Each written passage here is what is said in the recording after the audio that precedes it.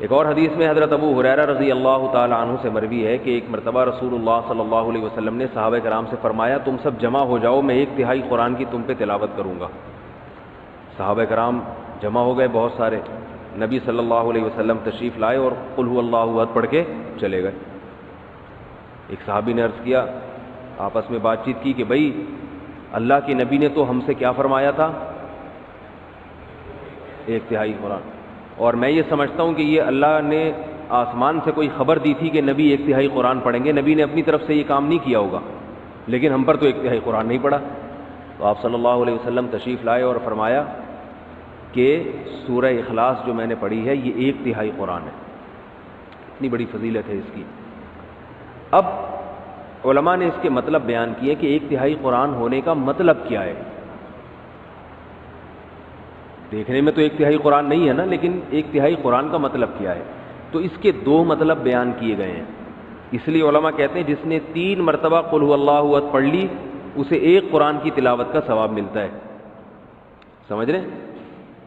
جس شخص نے 3 مرتبہ قل هو اللہ احد پڑھی اسے 1 قرآن کی تلاوت کا ثواب۔ اب اس پر اشکال ہوتا ہے کہ 3 مرتبہ قل هو اللہ پڑھ کے جب 1 قرآن کی تلاوت کا ثواب مل رہا ہے تو الحمد سے لے کے والناس تک قرآن مجید پڑھنے کا فائدہ پھر کیا ہے؟ سوال ہی سمجھ میں نہیں آ رہا، جواب کہاں سے سمجھ میں آئے گا؟ جس قوم کی سمجھ میں سوال ہی نہیں آئے اس قوم کی سمجھ میں آ گیا سوال؟ آپ کی نہیں آیا؟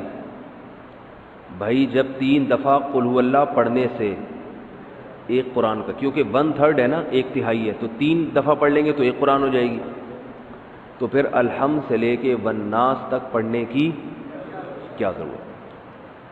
شکر ہے سمجھ میں آ گیا۔ اچھا آواز کی وجہ سے نہیں آیا تھا۔ تو اس کی بہت ساری وجوہات یعنی جواب دیے گئے، لیکن اس کا سب سے بہترین جواب وہ ہے جو علامہ ابن تیمیہ رحمہ اللہ تعالی نے دیا ہے۔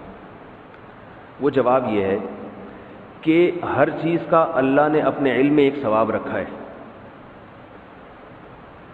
وہ قیامت کے دن ملے گا، اس کی کوئی مخصوص وزن ہوگا، کوانٹٹی ہوگی، اس کی مقدار ہوگی، یہ تو اس شے کا ثواب ہے۔ تو اللہ نے اپنے علم میں پورے قرآن کی تلاوت کا بھی ایک ثواب رکھا ہوا ہے،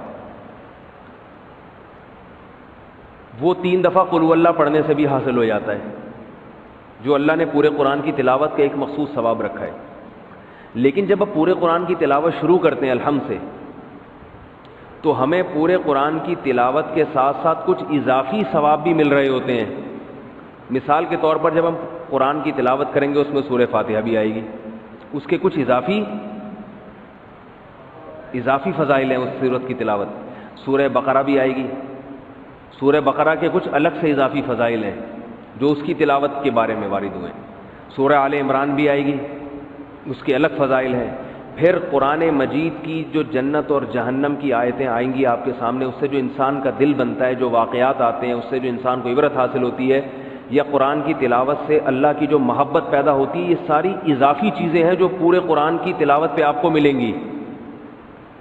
تو سورہ اخلاص 3 دفعہ پڑھنے سے وہ جو اللہ کے علم میں 1 دفعہ قرآن کی تلاوت کا جو اصل ثواب ہے وہ مل جائے گا، لیکن جو اضافی ہیں، فاتحہ کے اضافی فضائل، سورہ بقرہ کے اضافی فضائل، پھر قرآن پڑھنے سے جو اللہ کی محبت اور قرب اضافی، یہ پورا قرآن پڑھے بغیر نہیں حاصل ہو۔ سمجھ گئے بات کو؟ یہ سب سے بہترین جواب ہے۔ اور بعض علماء نے یہ بیان کیا کہ یہ بھی ایک معقول جواب، اچھا جواب سمجھا گیا ہے کہ قرآن مجید میں بنیادی طور پر 3 مضامین بیان کیے گئے ہیں۔ ایک تو عقیدہ توحید کو بیان کیا گیا ہے، شرک کی نفی۔ دوسرا قرآن نے بیان کیا ہے احکام، یہ کرو، یہ نہ کرو، یہ حلال ہے، یہ حرام ہے، نماز پڑھو، روزے رکھو، زکوٰۃ دو، زنا مت کرو، وغیرہ وغیرہ۔ یہ ایک قسم کا مضمون ہے۔ اور تیسرا مضمون ہے روز جزا، آخرت قائم ہوگی تمہیں۔ یہ پورے قرآن کا گویا کہ بیسک بنیادی 3 مضامین ہیں۔